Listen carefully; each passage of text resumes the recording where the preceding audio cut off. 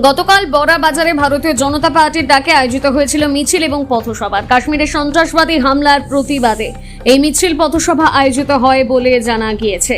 পথসভায় বক্তব্য দিতে গিয়ে জেলা বিজেপি সহ সভাপতি গৌতম রায় তৃণমূল কংগ্রেস সম্পর্কে বিভিন্ন অশালীন মন্তব্য ছুড়ে দেন, সঙ্গে বড়া বাজারের নেতা নেতৃত্বদেরকেও ব্যক্তিগতভাবে অশালীন মন্তব্য করেন। তার প্রতিবাদে শনিবার সকালে এক সাংবাদিক সম্মেলন করেন তৃণমূল শ্রমিক সংগঠনের বড়া বাজার ব্লক সভাপতি চন্দন সিংহ মল্ল। তিনি বিজেপি নেতার বিভিন্ন অশালীন মন্তব্যের প্রতিবাদে সংবাদ মাধ্যমের নিকট ঠিক কি বললেন শুনুন আমাদের এই প্রতিবেদনে। আজকে বন্ধু সেই জায়গায় লড়াই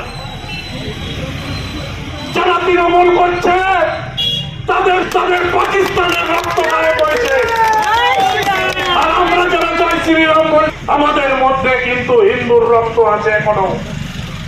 আমাদের পূর্বপুরুষ মুসলমানদের কাছে বিজয় চাই নাই, আর মমতা বন্দ্যোপাধ্যায় এটাকে দ্বিতীয় বাংলাদেশ করতে চাইছে বন্ধু।